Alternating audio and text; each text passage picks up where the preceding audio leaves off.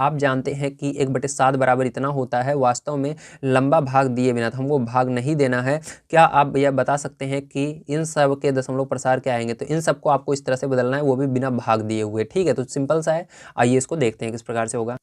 तो देखिए पहले जो 1/7 बराबर आपको इतना दिया गया है, तो आपको आगे कहा जा रहा है 2/7 बराबर क्या होगा बताइए, 3/7 बराबर क्या होगा बताइए, इसका दशमलव प्रसार 4/7 बराबर भी बताइए, और 5/7 बराबर क्या होगा, और 6/7 बराबर क्या होगा। ये सारी चीज़ें आपको बतानी है, ठीक है। तो चलिए देखते हैं। तो देखो कुछ नहीं करना, इसके अंदर देखो ऊपर 1 है, तो 1 का गुणा करने पर यही आया है। अब इसके इसी संख्या के अंदर 2 का गुणा कर देना है, ठीक। तो आपका आ जाएगा 2 का गुणा, ये जो आया है दशमलव प्रसार, क्योंकि इसके अंदर देखो इसका गुणा हुआ है, 1/7 बराबर इतना आया है। तो आपका इसके साथ में क्या होता है, 1 भी होता है, क्या होता है, 1 भी रहता है यहाँ पर, क्योंकि 2 का गुणा 1 में करोगे तो 1 आएगा। इसके अंदर 2 को अगर अलग कर दो तो आपका 1/7 ही तो बचेगा, यही तो बचेगा। इसके अंदर भी 1 होता है इस तरह से, ठीक है। अगर इसके अंदर से 3 को अलग कर दो, मान लीजिए यहाँ पर 3 नहीं है तो 1/7 ही बचा।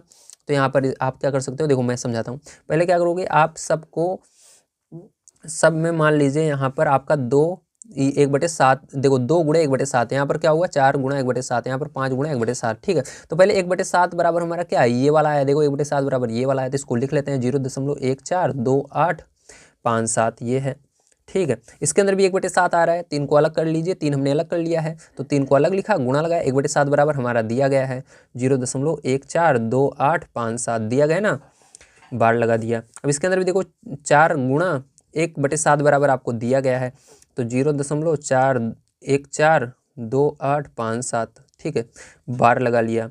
इसके अंदर भी देखो 5 गुणा 1/7 बराबर दिया गया है, 0.142857, बार लगा दिया।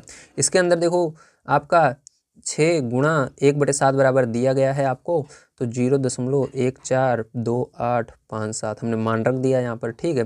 अब क्या करना है, कुछ नहीं करना है, इन सबका गुणा कर लीजिए बस आपको, ठीक है। तो इसका गुणा करोगे क्या आएगा, उसको आपको आगे लिख देना है। इसके अंदर 2 का गुणा करना है, इसी के अंदर 3 का, इसके अंदर 4 का, 5 का, 6 का, ऐसे करके लिख दो, ठीक है। तो चलो गुणा कर लेते हैं बच्चों। तो जब आप इसके अंदर 2 का गुणा करोगे तो यहाँ पर आएगा 0.285714, ठीक है, ये आ जाएगा।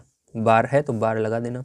इसके अंदर 3 का गुणा कर दोगे पैरचो तो आपका कितना जाएगा, 0.428571 आ जाएगा, तो बार लगा देना। 4 का इसके अंदर गुणा कर दोगे तो इसके अंदर आ जाएगा 0.571428, ठीक है, ये आ जाएगा। इसके अंदर 5 का गुणा कर दोगे तो आ जाएगा 0.714285 आ जाएगा, ठीक है। इसके अंदर आप 6 का गुणा कर दोगे तो कितना जाएगा, 0.857142 आ जाएगा, ये आ गया, ठीक है। तो समझ में आया कितना आसान था, वेरी गुड। आपको कुछ नहीं करना, बस सब में एक रहता ही है, यहाँ पर दिखता नहीं है, तो यहाँ पर गुणा लगाकर एक एक एक एक, एक सब में लिख देना, और यहाँ पर 2 को अलग कर दी, 2 गुणा आपको ऐसे लिख देना, 1/7 का मान दिया गया है, यहाँ पर उतार देना, फिर 3 गुणा लिख देना, फिर 1/7 का मान दिया गया है, ऐसे लिख देना, ठीक है। तो सब में इसी तरह करना था, बहुत ही आसान है। चलिए चलते हैं इसके बाद 6 नंबर क्वेश्चन पर, देखते हैं क्या है, उसको भी कर लेते हैं।